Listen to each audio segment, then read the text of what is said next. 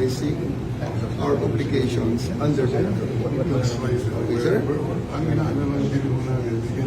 Sir, ganito. Let us follow the Ito na ang sinasabi ko, sir, na we can do this the hard way.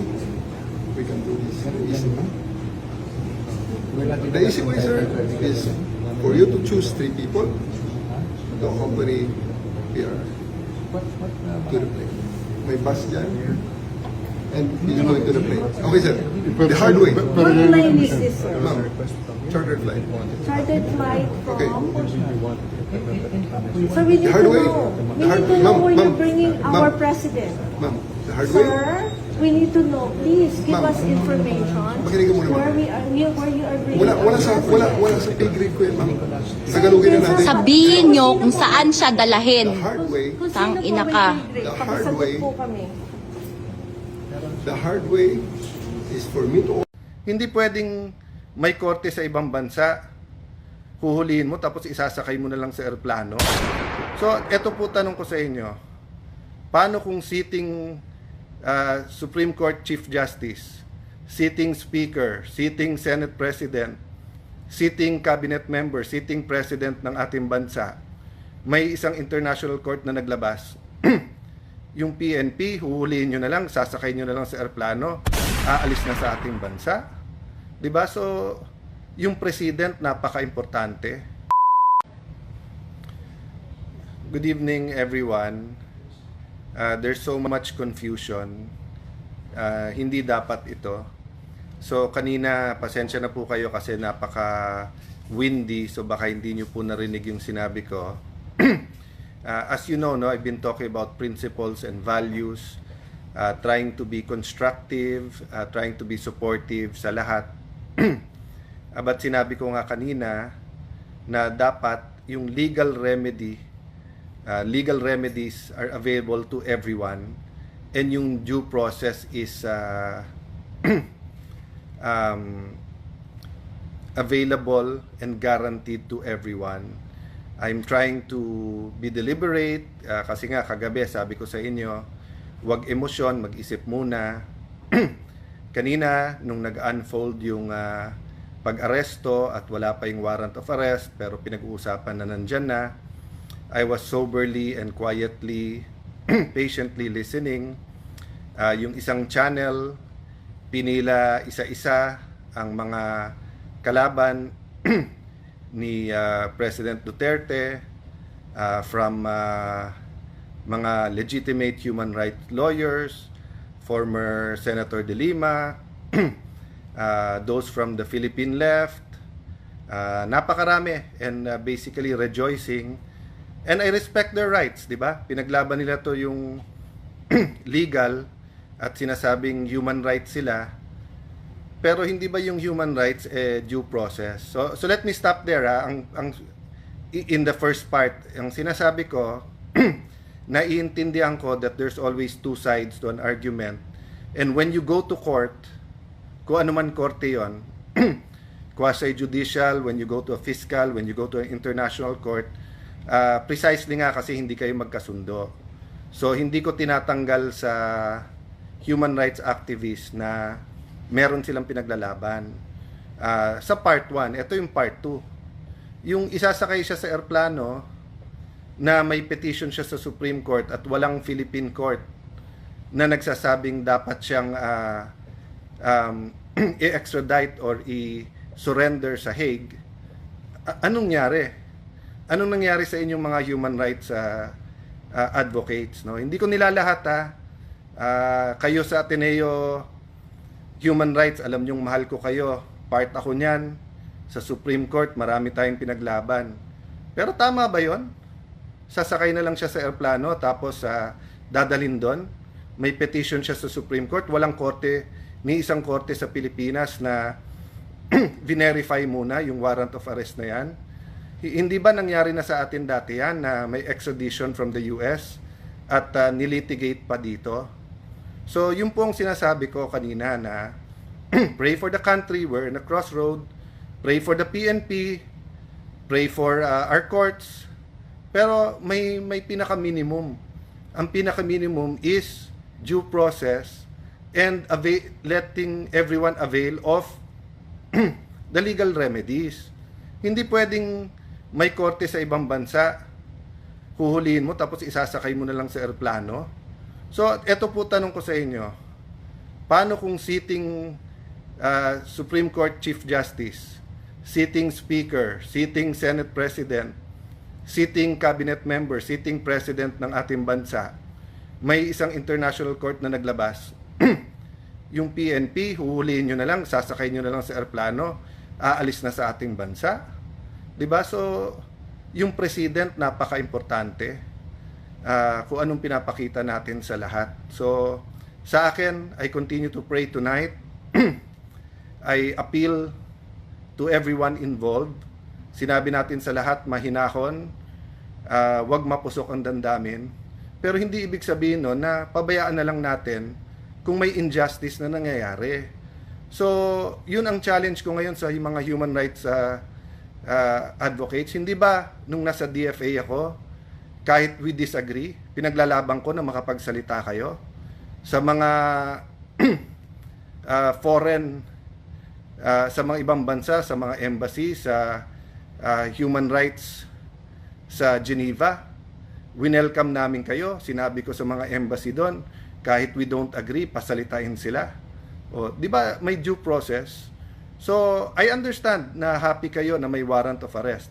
Happy din kayo na makakasuhan and the former president will now have to face that. But hindi ba part of facing it is kompleto muna legal remedies niya ngayon? So, di ko lang alam ha, baka may nagsasalita na, baka tahimik pa. Tinitignan ko sa TV bago ako umalis kasi meron pa akong taping at appointment tonight.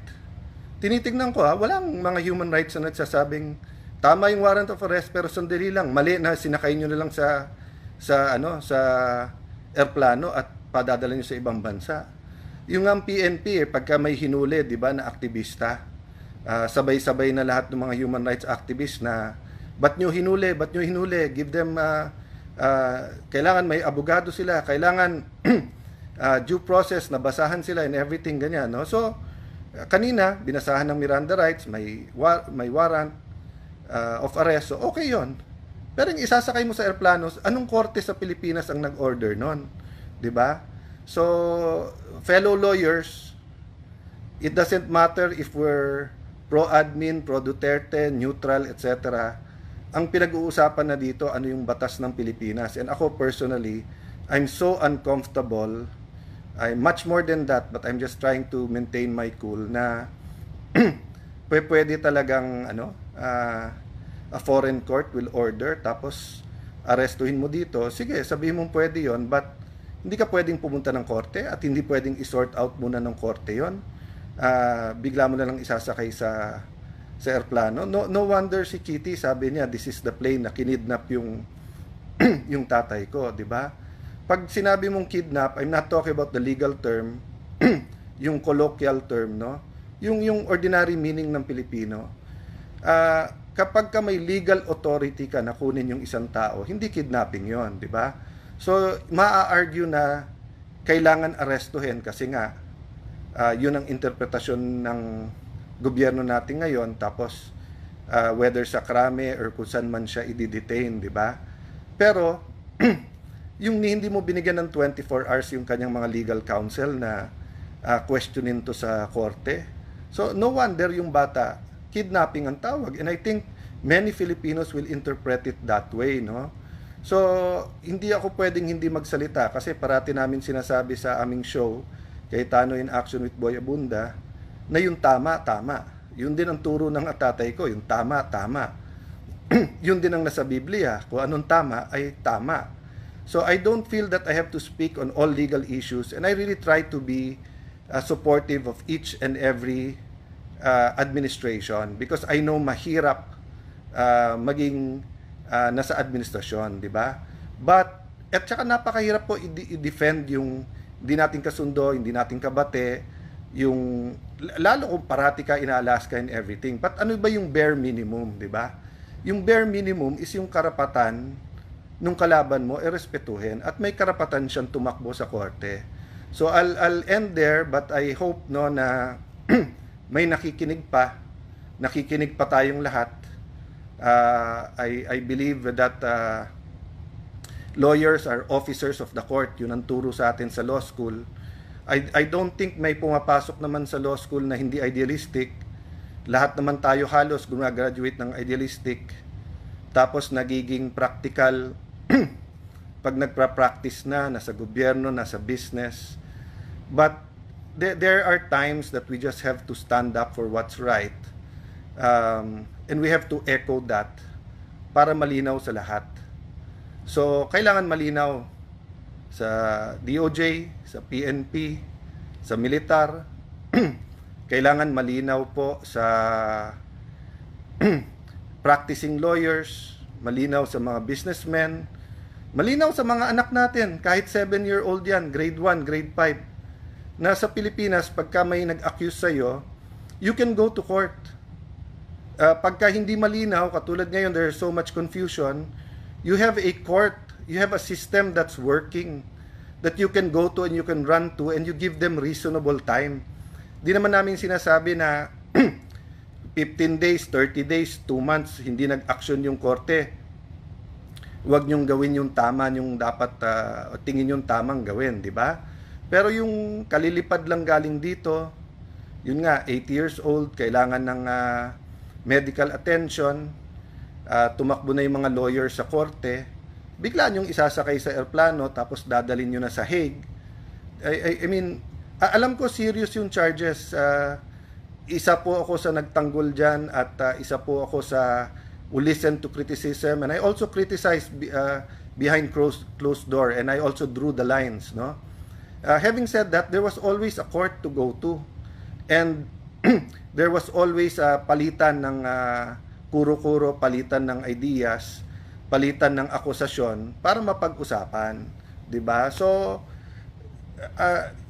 si President Duterte, former President Duterte, iba magsalita sa human rights. Ako, I've always respected you. Kahit magkabila sa politika, I've always said that trabaho nyo yan. Kahit yung tatay ko noon, ang daming mga controversial cases, yung ibang human rights lawyers, ite-take nila kahit na ang baho-baho, kahit ang galit na galit yung tao doon sa accused, meron abogado, I have to defend their rights. At tinuruan niya ako na respetuhin mo yung mga yan, Alan, kasi kailangan may magtanggol ng basic rights nila. So, pinakasimple lang sa akin, hindi ba basic right ng kahit sinong Pilipino, much more a former president, di ba? Hindi ba basic right niya naman na he can go to court and ask the court to interpret bago nating gawin? Paano po kung 1,000 ang gustong ipadampot ng ng ICC na yan? So, 1,000 eroplano na ba ang nakahanda para ilipad isa-isa at hindi na pwedeng pumunta sa korte? Baka sabihin nyo sa iba sa inyo na absurd naman yung sinabi mo, Kuya Alan. Hindi po, sa debate po may tinatawag na argumentum ad absurdum. You bring the argument to the absurd para nga you can assess kung yung ginagawa mo tama, 'di ba? So let me pose that question. If the ICC now orders the arrest of the whole Supreme Court, they order the arrest of the whole Congress or Senate, they order the arrest of a sitting president, will we now arrest them and put them on a plane and send them there? Sabihin nyo, absurd. Hindi So, nung 2022, halimbawa, nung bago yung administrasyon, you have 2 congresses who supported PRD. You have the Supreme Court na nakaramihan at that time was appointed by PRD. 'Di ba? May mga court, may mga cases na So, pwedeng sabihin ng ICC, sama-sama kayong lahat. 'Di ba? So, yun yung isa na absurd ba yon? But that can happen, 'di ba? O secondly, yung sinabi ko, hindi matataas na tao pero marami. Let's say they suddenly send na 200 names of PNP or former PNP, 100 from PDEA, they send you 200 names from the AFP, they send you names from the cabinet, etc. So 500 yan, 1,000. Arestuhin natin sabay-sabay yan, tapos hindi natin hihintayin sabihin ng korte, doon na lang sa Hague. Lumaki po ako na alam ko po yung saying, sa presinto ka na magpaliwanag.